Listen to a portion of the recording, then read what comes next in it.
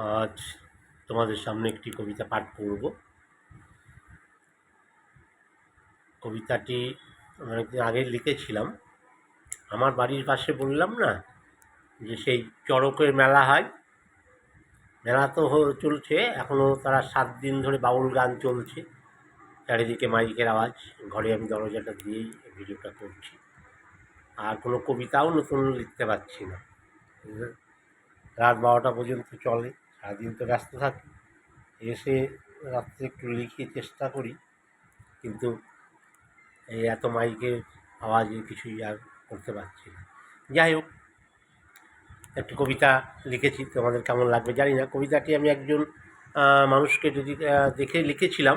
মানুষটা ভীষণ একসময় খুব অত্যাচারী, অহংকারী, খুব ছিল, কিন্তু যখন তার বয়সের শেষের পর্যায়ে আসলো, তখন তার যে কী পরিণতি হয়েছিল দেখেছি চোখে। তা সেই নিয়েই আমি একটি কবিতা লিখেছিলাম, তোমাদের কেমন লাগবে জানি না। যাই হোক, কবিতাটির নাম শেষের সেদিন, কলমে সমর কুমার চ্যাটার্জি।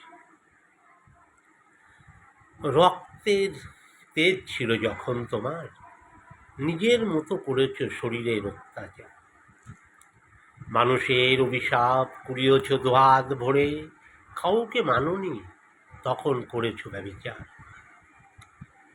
সত্যের পথ দোহাতে ঠেলে সরিয়েছ, মিথ্যাকে আঁকড়িয়ে খারাপ কাজ করেছ, ঈশ্বরকে মাননি জোর দেখিয়েছ, কত মানুষের কাছে জোর খাটিয়েছ,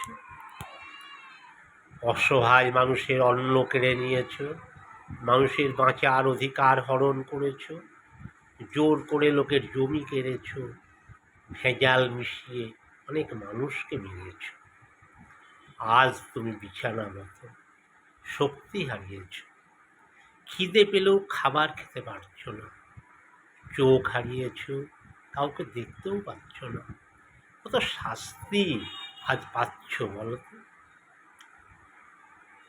শেষের সেদিন ভালো যদি চাও, প্রথম থেকেই মানুষকে ভালোবাসো, কাউকে কষ্ট দিয়ে ভেবো না থাকবে ভালো, সত্যের পথে চলো, কাউকে ঠকিও না, সেও মানুষ তো। যাই হোক, কবিতাটি একটু আবেগে ভরে লিখেছিলাম, তা মানে একটু বাস্তবের উপরেই লেখালেখি করি। তো যাই হোক, কেমন তোমাদের লেগেছে আমার কমেন্ট বক্সে জানিও।